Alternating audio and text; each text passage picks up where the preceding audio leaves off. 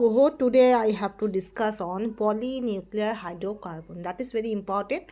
And there are आज जो हम polynuclear hydrocarbon बारे में जानेंगे, यहाँ पर एक रिक्वेस्ट था एक स्टूडेंट का, उस रिक्वेस्ट से मैंने बनाया polynuclear hydrocarbon. ओके, यहाँ पर हम कुछ जो polynuclear hydrocarbon है पहले शुरू करेंगे नैप्थलीन से, उसके बाद नैप्थलीन के बाद आहिस्ता आहिस्ता हम जानेंगे एंथासिन और जो होता है फिनांथिन में, उसके बाद जो अदर पॉलीन्यूक्लियर हाइड्रोकार्बन है उसके बारे में भी जानेंगे। और ये जो जितना नैप्थलीन, एंथासिन और फिनांथिन जो जो मैं कराऊंगी सबका डेरिवेटिव के जो डेरिवेटिव का जो रिएक्शंस वगैरह वगैरह है वो भी हम जानेंगे, ठीक है। उसके बाद हम क्वेश्चन भी सॉल्व करेंगे। यहाँ से आपका CSI नेट गेट यहाँ पर ज़्यादा क्वेश्चन नहीं आता है, फिर भी आपका जो इंटरव्यू बेस्ड क्वेश्चन होता है, PGT में जो क्वेश्चन होता है वहाँ से आ भी सकता है। मे बी अब नहीं आया है, कभी नहीं आएगा ऐसा तो नहीं है, आ भी सकता है कभी फ्यूचर में। So that's why I will also discuss on question also. Okay, so now I have to start with polynuclear hydrocarbon. Okay, ठीक है। Okay, sorry. Polynuclear hydrocarbon, hydrocarbon मतलब हम क्या जानते हैं? Hydrocarbon that is basically the compound that should be made by hydrogen and carbon mainly. Okay, आपका जो भी कंपाउंड होगा, जो कंपाउंड आपका मेनली मतलब स्पेसिफिकली आपका हाइड्रोजन और कार्बन के वजह से प्रोड्यूस होगा, या फिर कार्बन और हाइड्रोजन को लेकर जो कंपाउंड मिलता है उसको हम बोलते हैं हाइड्रोकार्बन। ओके, तो hydrocarbon is nothing but that is a compound which must be produced by hydrogen and carbon element. Okay, so the term is come is polynuclear. Polynuclear means nucleus, मतलब दो nucleus. मतलब हम क्या जानते हैं? एक तो हम लोग जानते हैं बायोलॉजी में एक न्यूक्लियस होता है जो हर सेल में होता है, that is one nucleus is basically from biology, that is which are found in cell. Okay, another nucleus that should be found in atomic structure in chemistry, जो प्रोटॉन और न्यूट्रॉन से मिलता है। Proton and neutron that should be produce nucleus in atom. Okay, in atomic structure chapter for chemistry. Okay, but here nuclear means that is specially that is benzene, and poly means दो benzene या फिर more than दो benzene, two or more than two benzene that are linked together, that are fused together and that are joined by at least two carbon atom। मतलब ऐसा होगा, यहाँ पर देखो, यहाँ पर दो बेंजीन जुड़ा हुआ है, यहाँ पर देखो, एक बार देखो, यहाँ पर दो कार्बन से दो बेंजीन जुड़ा हुआ है, मतलब एटलीस्ट दो कार्बन कॉमन होगा और एक बॉन्ड कॉमन होगा, उसको हम बोलेंगे polynuclear hydrocarbon. Means that two benzene that are must be fuse together, at least two carbon atom and at least one bond. Okay, pi bond को अगर छोड़ो, पाई बॉन्ड तो डी लोकलाइज होता है, तो पाई बॉन्ड को छोड़ो तो एक सिंगल बॉन्ड ही सोचो, तो वन बॉन्ड। ओके, नेक्स्ट, ठीक है। तो polynuclear hydrocarbon, P for polynuclear, अच्छा, पॉलीन्यूक्लियर हाइड्रोकार्बन, ठीक है, इसको हम PAHSO बोल सकते हैं, polynuclear hydrocarbon. So that are aromatic. जो आपका benzene is also aromatic, and this outstandingly, or you can say fortunately, when the benzene ring are fused together in such a way, their aromatic ring never be destroyed in polynuclear hydrocarbon। जो polynuclear hydrocarbon होता है वहाँ पर दो तीन चार जितना भी बेंजीन रिंग जुड़ा होता है, ज़्यादातर केस में क्या होता है, जो एरोमेटिसिटी है वो फुल्ली डिस्ट्रॉय नहीं होता है, या फिर आपका आप बोल सकते हो जो एरोमेटिसिटी है वो ओवरऑल रहता है, ठीक है। थोड़ा बहुत कम, थोड़ा बहुत ज़्यादा तो होगा ही। वहाँ पर एक आपका एक इफेक्ट बोला जाता है, क्या बोला जाता है, एनिहिलेशन इफेक्ट। एक एरोमेटिसिटी का जो डीलोकलाइज लूप होता है, वो जितना सारा रिंग में शेयर्ड होगा उतना उसका एरोमेटिसिटी कम हो जाता है, ठीक है।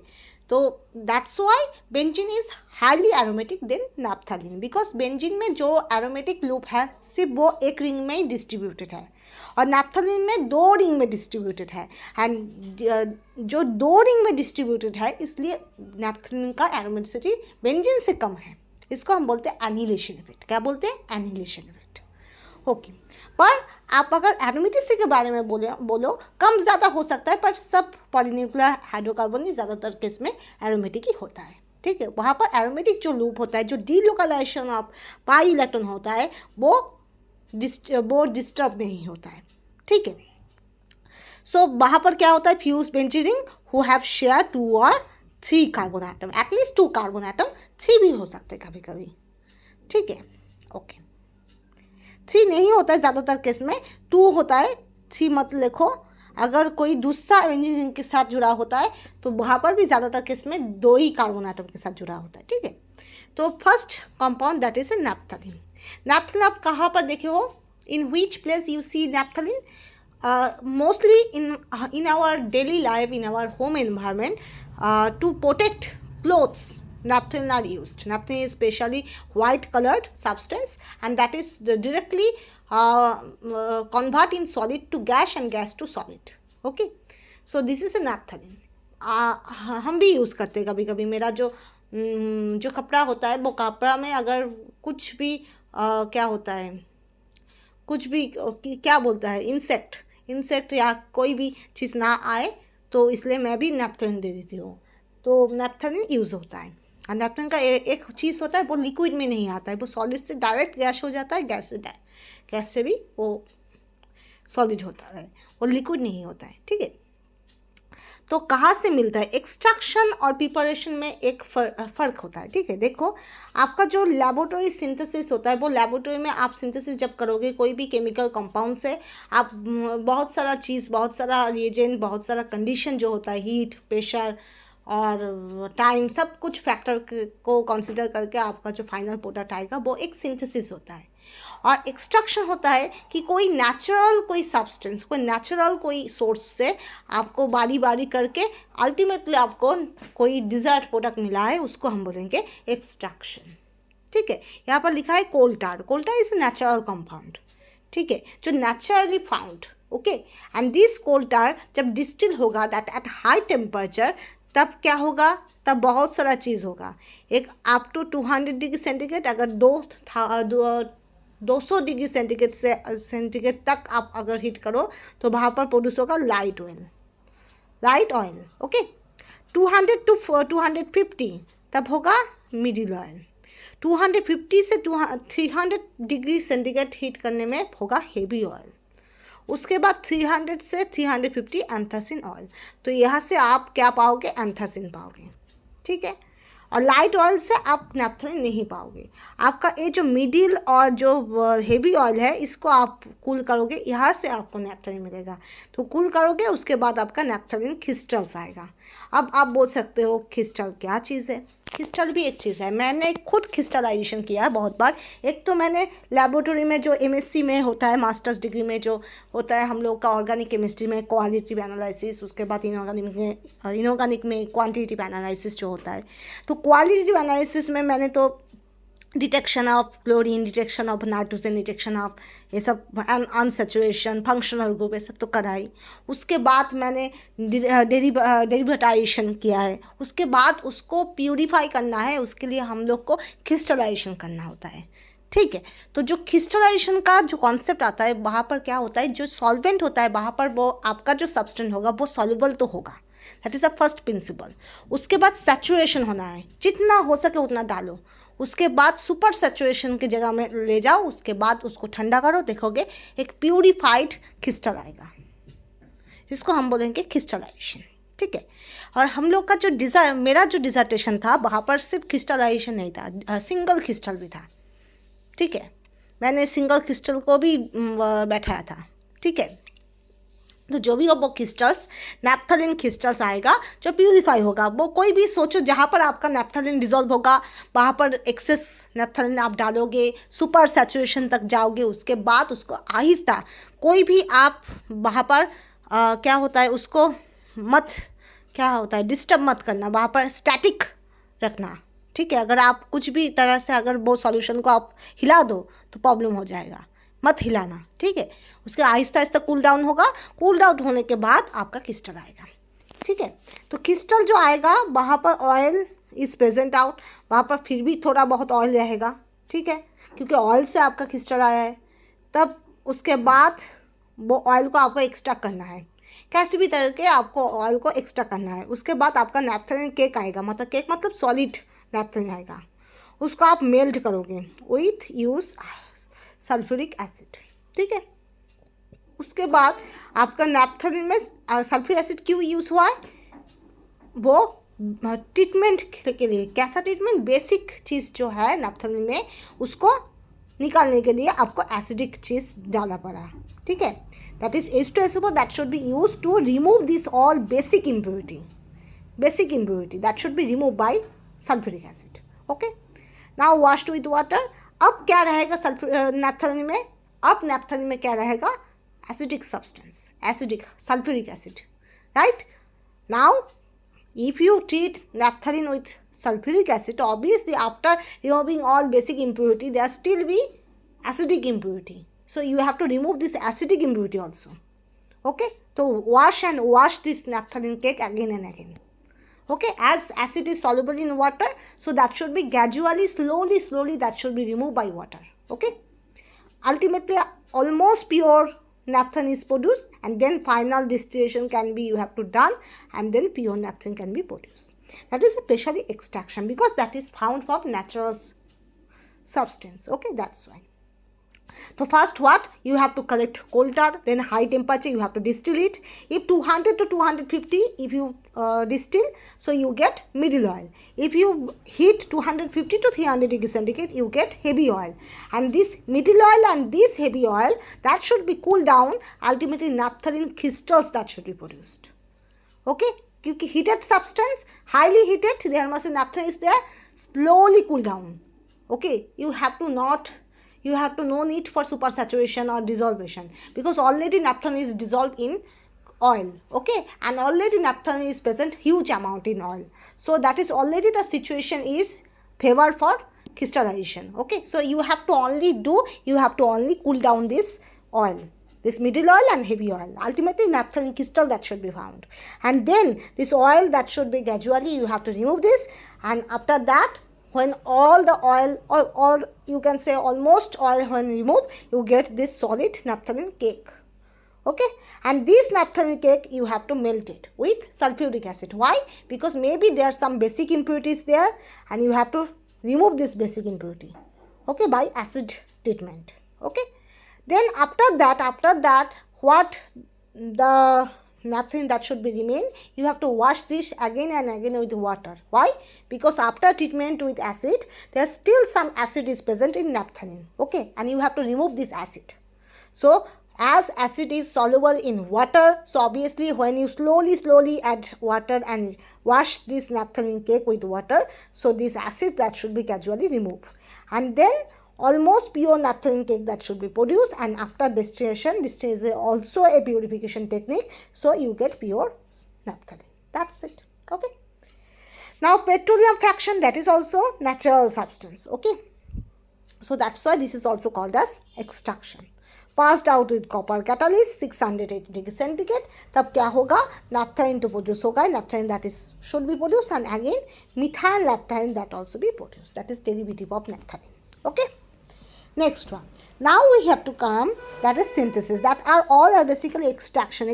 Why? Because you have to extract from natural sources, but nowadays there is not extraction is performed, there must be mostly synthesis performed. Synthesis means you have to use some chemical compounds, and after that using some reagent, and you have to maintain some condition, temperature, pressure, solvent, all over this, catalyst, all over this, and ultimately your desired product that should be come, okay.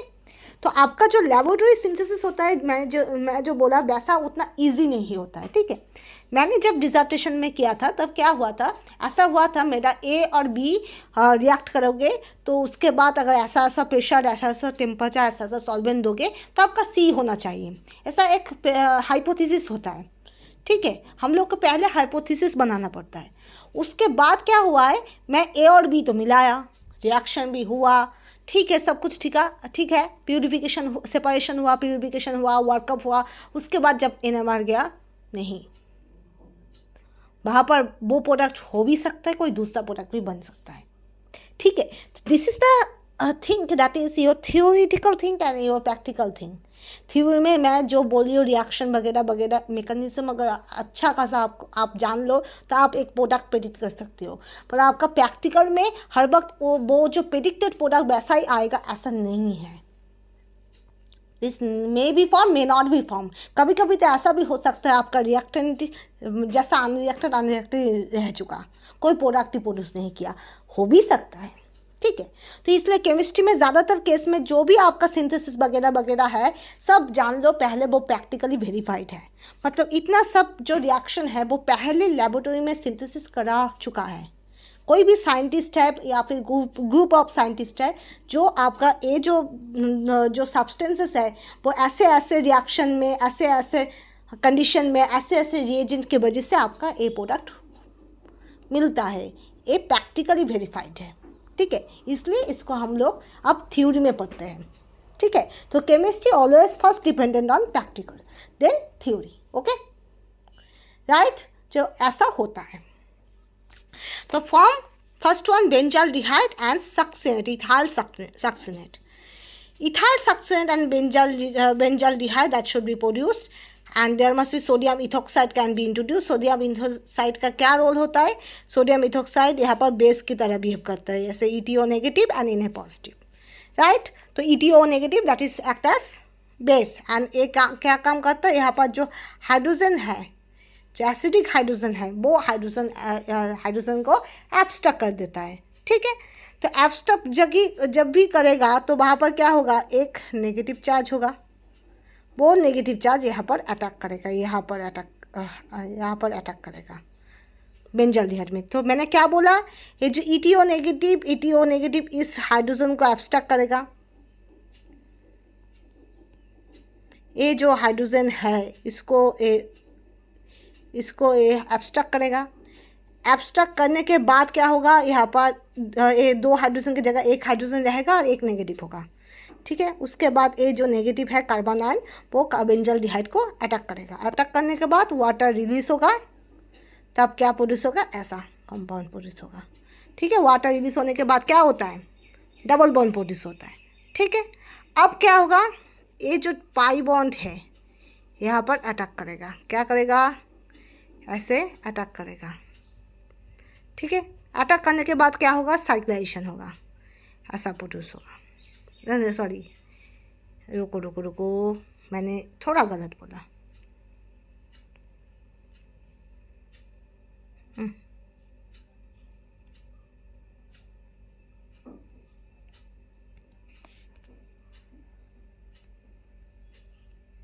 अब ठीक है,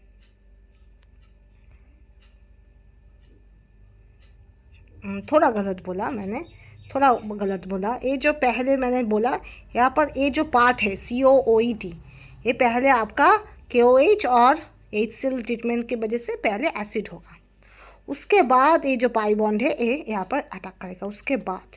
ठीक है, उसके बाद ऐसा attack होगा, उसके बाद थोड़ा रिएजमेंट होगा। ओके, वो भी नहीं हुआ, अच्छा रुको, यहाँ पर और एक CO2H है, वो भी रिलीज होगा, रिलीज होने के बाद यहाँ पर अटैक होगा। ठीक है, तो उसके बाद साइक्लेशन होगा, साइक्लेशन होने के बाद यहाँ पर क्या होगा, बोलो,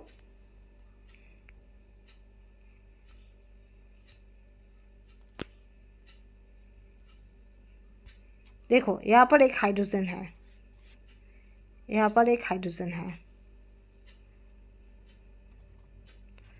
अरे यार, यहाँ पर क्या होगा, टोटोमेरिज्म होगा, टोटोमेरिज्म होने के बाद ऐसा होगा।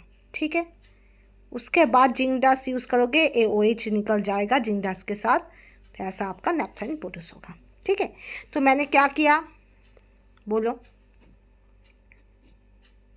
मैंने क्या बोला, रिपीट,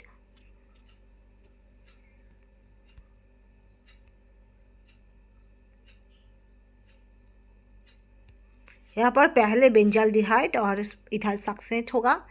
सोडियम इथोक्साइड यहाँ पर बेस की तरह बिहेव करेगा, sodium plus ETO minus. And this जो ETO माइनस यहाँ पर कैसा, ये जो हाइड्रोजन है एक हाइड्रोजन का एब्स्ट्रैक्ट कर देगा, ठीक है। 2 हाइड्रोजन से एक hydrogen that should be abstracted first and what should be produce, there must be carbon ion is produce.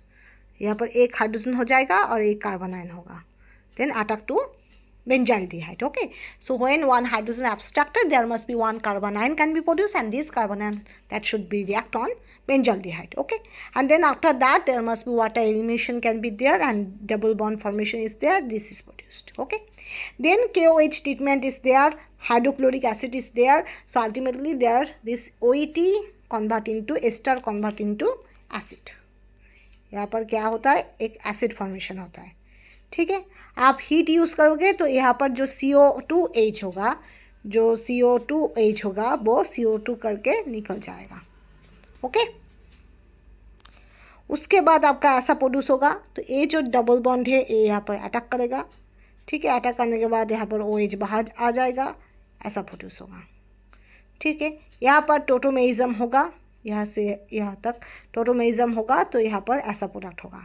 Ultimately zinc dust use करोगे तो OH बाहर आ जाएगा, तो आपका नैप्थेलिन प्रोड्यूस होगा, ठीक है। Next, Haworth synthesis, that is very much important, ठीक है, बहुत ही इम्पॉर्टेंट है। क्या होगा, toluene that should be use to it react with succinic anhydride. Anhydride क्यों बोला गया है, क्योंकि आप जब भी देखो कि 2 कार्बोनिल के साथ आपका एक ऑक्सीजन जुड़ा हुआ है, इसको हम बोलते हैं एनहाइड्राइड। कैसे बोलते हैं, यहाँ पर 2 कार्बोनिल यहाँ पर ऑक्सीजन जुड़ा हुआ है, इसको हम क्या बोलते हैं, एनहाइड्राइड। क्या बोलते हैं, एनहाइड्राइड।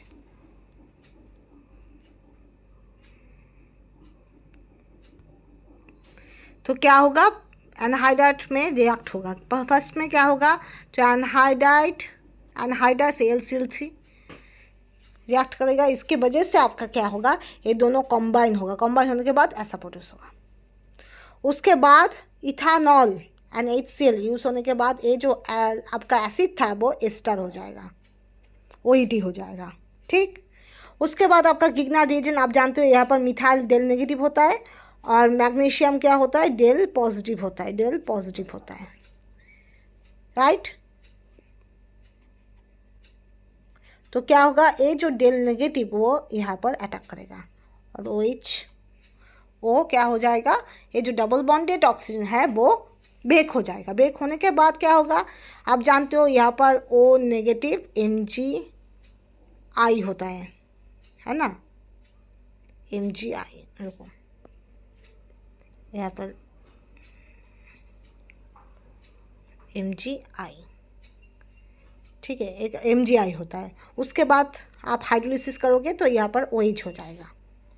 पहले OMgI होता है, उसके बाद CO+ या फिर हाइड्रोलिसिस होने के बाद OH हो जाता है।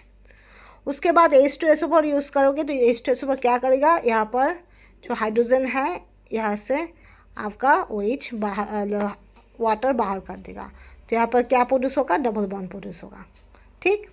उसके बाद KOH HCl करने के बाद ये जो एस्टर होगा वो OH में कन्वर्ट होगा। ये जो एस्टर है वो OH में कन्वर्ट होगा, ठीक है। उसके बाद H2 निकल कंट्रोल रिएक्शन क्या होगा, ये जो डबल बॉन्ड ये आपका सिंगल बॉन्ड हो जाएगा, ठीक है। उसके बाद आप PPA यूज़ करोगे। PPA काम ही करता है वो आपका एरोमेटिक सिटी मतलब साइक्लेशन करता है, ठीक है। तो साइक्लेशन करेगा, उसके बाद फिर आपका गिग्नाट रिएजेंट अटैक करेगा, उसके बाद फिर यहाँ पर OH होगा, उसके बाद H2SO4 होगा, यहाँ पर जो हाइड्रोजन ऐसे आपका वाटर रिलीज कर देगा, डबल बॉन्ड प्रोड्यूस होगा। और PD कार्बन आपका एरोमेटाइजेशन में काम होता है, तो यहाँ पर अल्टीमेटली आपका डेरिवेटिव नैप्थेलिन डेरिवेटिव प्रोड्यूस होता है, ठीक है। तो पहले Haworth synthesis that is toluene that should B react with succinic anhydride in the presence of anhydride AlCl3। So there must be combination can be there. Then Grignard reagent, that should be react, and ultimately there must be methyl and OH can be produced. H2SO4, that should be introduced. There water elimination, double bond formation. H2 nickel can be used. Their double bond can be got saturated. After that PPA can be used due to cyclization, and then again Grignard reagent can be used, and ultimately H2SO4 used for making double bond, and PT carbon, that should be used for aromatization.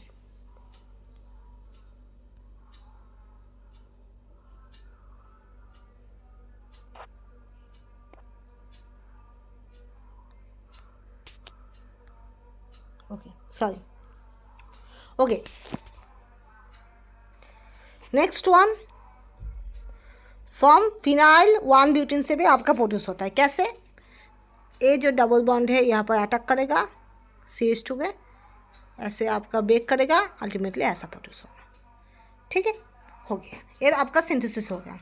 अब याद रखना आपका नैप्थेन कैसा compound है. Naphthene is a aromatic compound. So aromatic compound always favorable for electrophilic substitution reaction, right? So here aromatic compound, that is this naphthalene is there, and naphthalene में always remember जो आपका top और bottom में जो place होगा वो आपका alpha होगा, और यहाँ पर बीटा बीटा बीटा और बीटा होगा. ठीक है, तो दो पोजीशन होता है नैप्थेन में, एक होता है अल्फ़ा, एक होता है बीटा. जो टॉप बॉटम होता है वो अल्फ़ा, और दोनों साइड में जो होता है वो बीटा होता है. जैसे आपका बेंजीन रिंग में क्या होता है, बेंजीन रिंग में all carbon are equivalent, all hydrogens are equivalent, at any position that should be equivalent. जो आपका डिफरेंशिएटेड फैक्टर होता है ऑर्थो, मेटा, पैरा, इप्सो, वो होता है कोई एक सब्स्टिट्यूशन होने के बाद. Okay, so in benzene there must be all carbons are equivalent, all hydrogens are equivalent, there must be no difference are there. But when this ipso ortho, meta, para, that should become on that time when that is mono substituted. Otherwise the simple benzene or only benzene having no difference in carbon or hydrogen or any position, all are equivalent. But when we consider in naphthalene, they are before substitution, naphthalene itself is not equivalent in all way. Okay, so naphthalene having the two position, one is alpha, other is beta. The side atom, side carbon, side positions are called as beta, and the top and bottom are called as alpha. Okay, the position side goes to beta position, and the position top bottom are called as alpha position. Okay, so an alpha particle, alpha attack, there must be 1, 2, 3, 4, 5, 6, 7. It is also 7 resonating structures are there.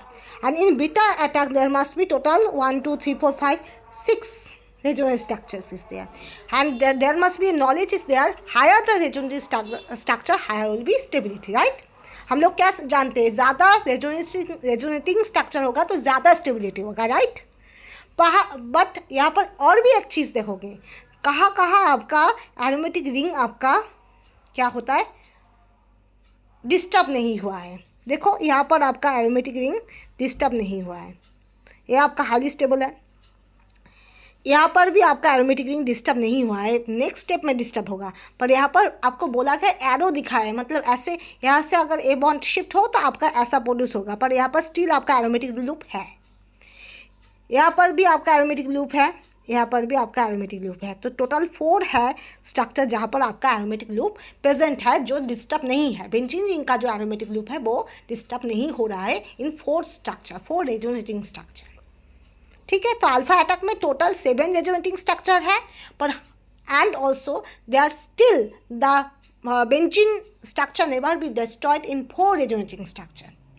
Okay, in beta attack there must be, you see, there must be this and this, only 2 structure having benzene ring undisturbed, only 2 resonating structure having benzene ring undisturbed. Okay, so what is the conclusion? See, there must be in alpha attack total 7 resonating structure. We know higher the resonating structure, higher will be acidity, sorry, higher will be stability.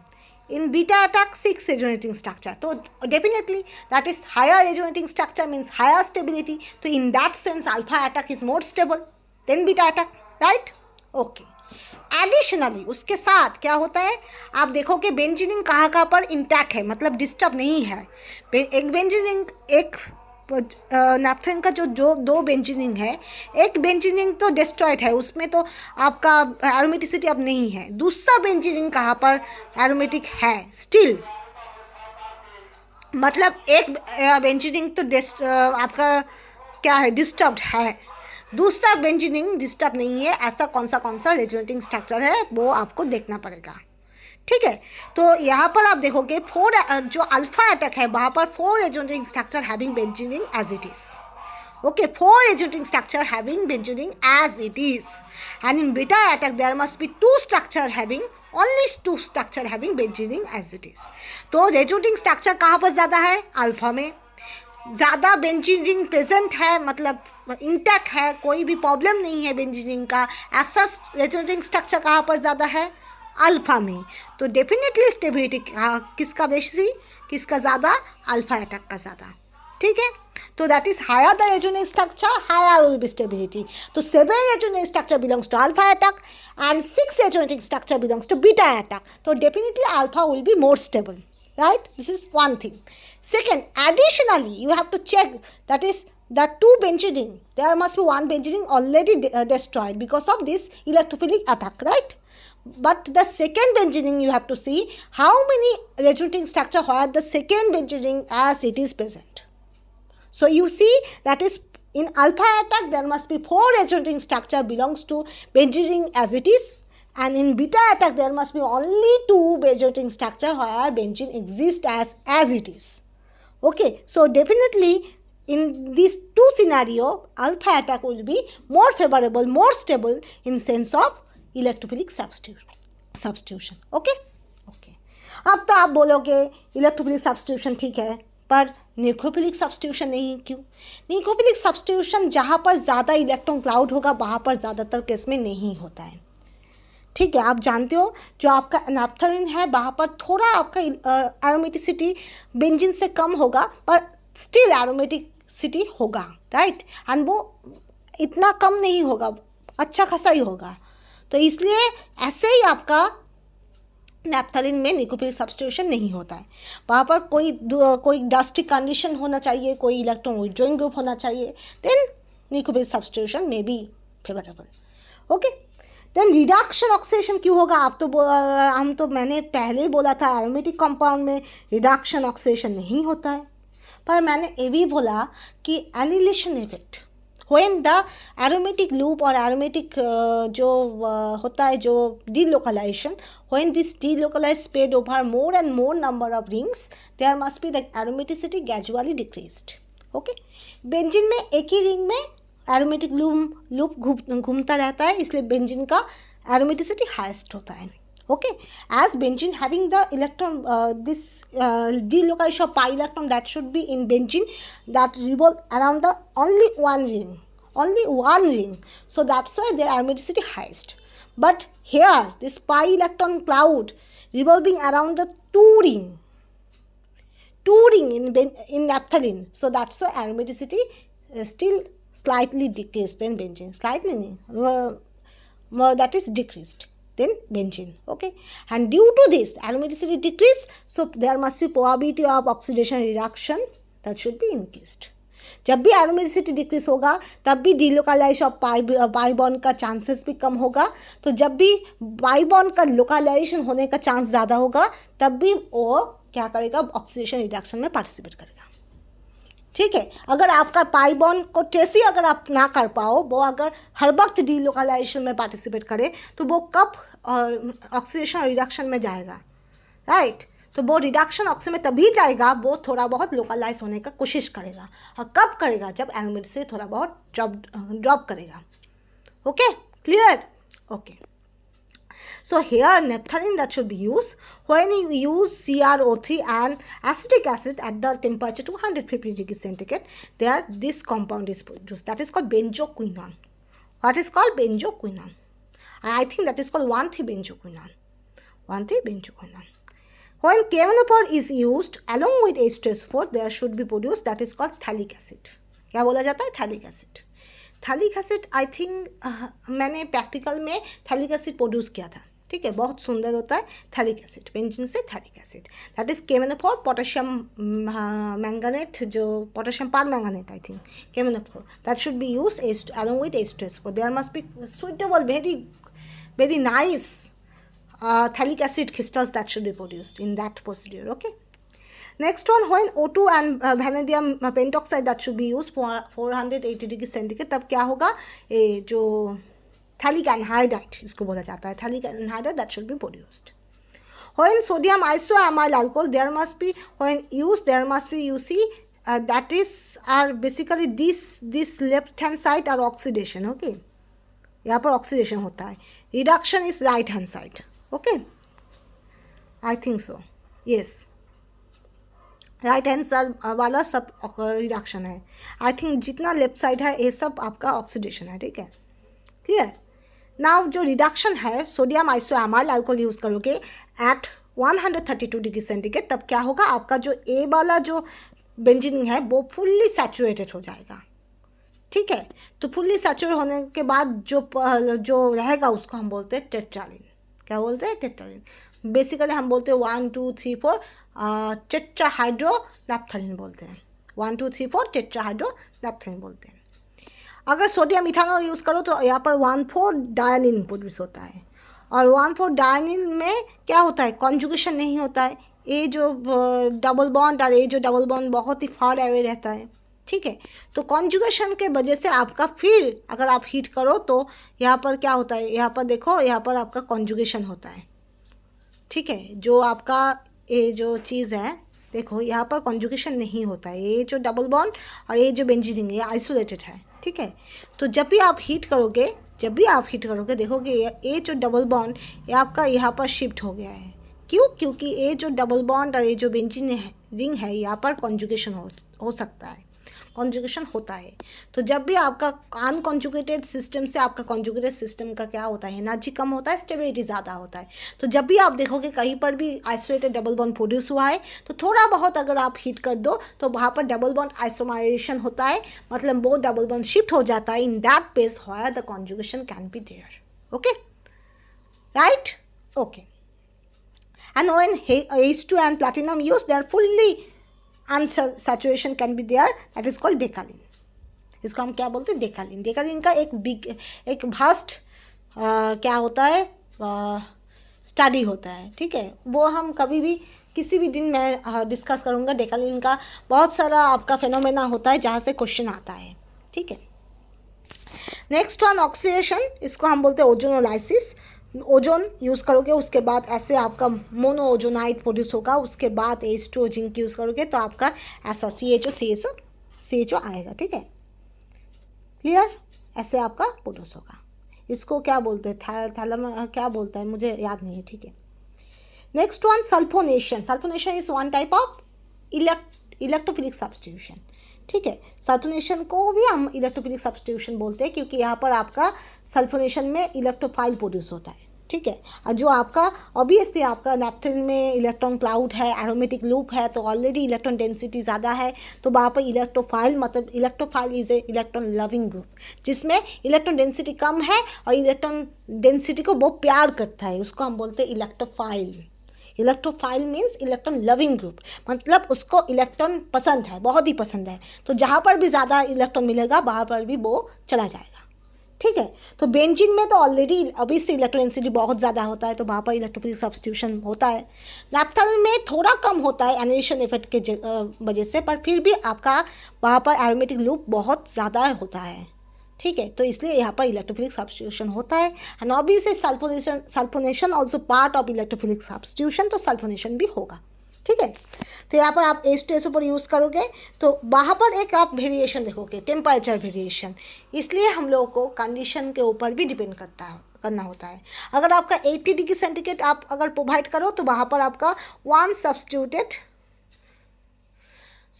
आपका 1 benzene sulphonic acid produce होगा. और अगर आपका 160 degree मतलब twice of 80 degree centigrade अगर आप heat करो तो वो आपका 1 से 2 पोजीशन में सल्फ्यूरिक एसिड का जो SO3H वो अटैच हो जाएगा. ठीक है, क्यों होता है बोलो? एक होता है, याद रखना, alpha attack is more favourable than beta attack. Alpha मतलब टॉप और बॉटम में, ठीक है। तो इलेक्ट्रोफिलिक सब्स्टिट्यूशन में alpha attack more favourable, top और बॉटम में कोई भी इलेक्ट्रोफाइल आकर जुट जाएगा, ठीक है। तो 80 डिग्री सेंटीग्रेड जब आप प्रोवाइड करोगे, when you provide 80 degree centigrade, gradually there this electrophile SO3H that should be join on alpha position, okay. But the problem is there, this SO3H is so much bulky group, okay, so much bulky group, and there still be their nearby hydrogen is there. यहाँ पर आपका देखो nearby hydrogen is there, कैसे लिखूँ, ऐसे लिखूँ, यहाँ पर एक हाइड्रोजन है, यहाँ पर है एक हाइड्रोजन है, तो दो हाइड्रोजन आसपास में है, and this two hydrogen make a repulsion with SO3H, क्योंकि SO3H तो बहुत बिगर चीज़ है, उसके साथ दो हाइड्रोजन मतलब वहाँ पर रह नहीं पा रहा है, ठीक है। तो तब क्या होगा, SO3H आपका 1 से 2 पोजीशन में चला जाएगा। आप थोड़ा हीट ज़्यादा कर दो, 160 डिग्री कर दो, तो वो 1 से 2 पोजीशन में चला जाएगा। और जब चला जाएगा, यहाँ पर जो हाइड्रोजन है वो भी दूर है, यहाँ पर जो हाइड्रोजन है वो भी SO3H से दूर है, ठीक है। और SO3H थोड़ा बहुत स्पेस पा गया। पहले दो जो हाइड्रोजन वो बहुत ही क्लोजली रिलेटेड था, अब जो दो हाइड्रोजन है वो बहुत ही फर्दली रिलेटेड है, इसलिए आपका जो बीटा सब्स्टिट्यूशन वाला है वो मोर स्टेबल है। पर आपको याद रखना है, जो पहले अल्फा अटैक होना है, उसके बाद आपको ड्राइविंग फोर्स देना है। क्या वो ड्राइविंग फोर्स होगा? हाई टेम्परेचर, वो 160 degree centigrade. Then after 160 degree centigrade, when you provide it, then there must be SO3H get the courage and it convert one position to two position to minimize the repulsion. Okay, ठीक है, clear. सोचो आप एक बस में हो, बस में एक जगह में बैठे हो, तो आपके दो आसपास में दो अच्छा लोग नहीं, बुरा लोग हैं, ठीक है। सोचो, तो होता है ना, आप लड़की हो, आपके आसपास में दो लोग हैं, वो अच्छा नहीं है, बुरा है, तो आपको बहुत ही प्रॉब्लम हो रहा है, ठीक है, बहुत ही प्रॉब्लम हो रहा है। तो अब आप किसी को बोल भी नहीं पा रहे हो, ठीक है। तो अचानक से कोई एक आपको करेज दे दिया, ठीक है। तो आप क्या किया, बाहर से उठकर ऐसा सीट में बैठा जहाँ पर सोचो आपके दो बगल में भी दो जेंटलमैन ही है, पर वो अच्छा है, ठीक है। तो ऐसा चीज़ यहाँ पर हुआ है। सोचो SO3H जुड़ गया एक सीट में जो है अल्फा पोजीशन, जो ज़्यादा फेवरेबल है, विंडो जो सोचो बस में एकदम गेट के सामने है, तो वहाँ पर ही SO3H आकर बैठा है। तो आसपास में दो hydrogen are closely related and make a problem, okay. तो तब क्या होगा, SO3H having no courage to go at two position, okay. So what should be is there, you have to give some courage like 160 degree temperature, okay. So when SO3H get this courage, it go alpha position to beta position, and at that beta position these nearby hydrogens are not making any problem to SO3H. So ultimately SO3H get suitable place, right, at beta position, clear. So that's why at lower temperature alpha position SO3H can be get, and at higher temperature 160 degree centigrade SO3H connected with beta position at naphthalene moiety, okay. That's it. Next one, nitration. First one, that is 6 degree centigrade, concentrate H2SO4, concentrate HNO3. Obviously you know that is concentrate H2SO4 क्या होता है, ज़्यादा acidic होता है HNO3 से, तो वो क्या करेगा, NO2 पॉजिटिव न्यूक्लियोफाइल प्रोड्यूस करेगा। NO2 पॉजिटिव न्यूक्लियोफाइल प्रोड्यूस होता है।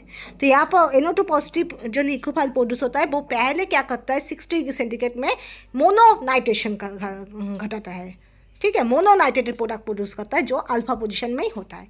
यहाँ पर जो नाइट्रो ग्रुप ऐसा रहता है, N double bond O positive, यहाँ पर पॉजिटिव होगा ऐसे, तो वो बहुत ही फार अवे, और हाइड्रोजन यहाँ पर बहुत ही फार अवे में NO2 रहता है, ठीक है। तो NO2 उतना रिपल्शन नहीं क्रिएट करता है। जैसे सोचो, मैंने बोला पहले जो SO3H के बारे में बोला वो लड़की के बारे में बोला, ठीक है। अब सोचो कोई लड़का ही दो लड़के के बीच में बैठा है, तो ज़्यादातर केस में वो दो लड़का जो लड़की को प्रॉब्लम क्रिएट कर रहा था, वो जाहिर की बात कि वो लड़का को दूसरा लड़का को प्रॉब्लम नहीं करेगा, राइट। तो इस वजह से वो लड़का भी नहीं उठेगा, राइट। तो ऐसा चीज़ होता है कि NO2 वो ऐसे अरेंज्ड है, ऐसे वो बैठा है, ऐसे अरेंज्ड है, वो नियर बाई दो हाइड्रोजन के साथ उतना रिपल्शन नहीं क्रिएट करता है, तो वो अल्फा पोजिशन में ही रहता है, ठीक है। So now after further higher temperature there must be dinitration can be there at here, that is in that position, at here in that position, two types of product can be produced. Okay, clear? Okay, next one halogenation. Halogenation भी होता है, कैसे होता है? That is Br2CCl4 carbon tetrachloride and Br2 that is used boiling, there must be monobomination, and when 2Br2, that is 2Br2 means you have to increase the amount of bromine. Okay, Bowman handle करना बहुत मुश्किल है, मैंने Bowman handle किया था organic chemistry practical में, मुश्किल है, ठीक है। तो बोमिन पहले एक मॉलिक्यूल अगर आप Br2 यूज़ करो एक इक्विवेलेंट, तब आपका मोनोबोमिनेशन होगा, दो इक्विवेलेंट यूज़ करने के बाद आपका बॉइलिंग करने के बाद डाइबोमिनेशन होगा, ठीक है। आप एक इक्विवेलेंट SO2 यूज़ करो 25 डिग्री सेंटीग्रेड, आपका दो प्रोडक्ट हो सकता है जहाँ पर एक अल्फा पोजीशन में क्लोरीन होगा, दूसरा बीटा पोजीशन में क्लोरीन होगा, ठीक है। और अगर आप दो SO2 यूज़ करो दो इक्विवेलेंट, तब आपका ऐसा प्रोडक्ट प्रोड्यूस होगा, ठीक। नेक्स्ट, क्लोरोमिथाइलेशन किसको बोला जाता है? जहाँ पर CH3 जब भी किसी के साथ जुड़ा होता है उसको हम बोलते हैं मिथाइलेशन, और जब वो CH3 के साथ CH3 भी आपका Cl से सब्स्टिट्यूट होकर किसी के साथ जुड़ा होता है उसको हम बोलते हैं क्लोरोमिथाइलेशन। क्या बोला? जब किसी के साथ आपका CH3 अटैच हो जाता है उसको हम बोलते हैं मिथाइलेशन, पर जब वो मिथाइलेशन का CH3 भी आपका CH2 से Cl से आपका एक हाइड्रोजन से सब्स्टिट्यूट हो चुका है उसको हम बोलते हैं क्लोरोमिथाइलेशन, ठीक है। तो यहाँ पर आपको फॉर्माल्डिहाइड यूज़ होगा, HCl यूज़ होगा, तो आपका नैप्थलीन में CH2Cl इनकॉर्पोरेट होगा। तो जब भी आपका कोई सब्सटेंस में CH2Cl ऐड होगा उसको हम बोलते हैं क्लोरोमिथाइलेशन, और this CH2Cl is called as chloromethyl group.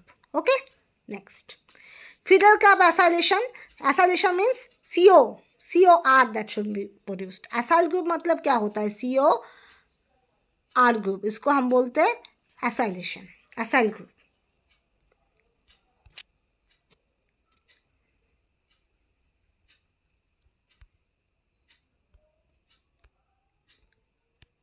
जब आपका ऐसा COR ग्रुप जुड़ा होता है उसको हम क्या बोलते हैं? इसको हम एसाइल बोलते हैं, इसको हम क्या बोलते हैं? एसाइल ग्रुप बोलते हैं।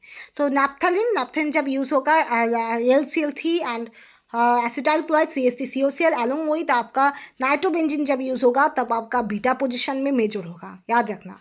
और जब आपका नाइट्रोबेंजीन नहीं यूज़ मत कर आपका CH2 या फिर CH2H2Cl पर यूज़ करोगे तब आपका मेजर नहीं, माइनर, ये मेजर ही होगा, ठीक है, ये मेजर है, तो ये आपका अल्फा पोजीशन में आएगा।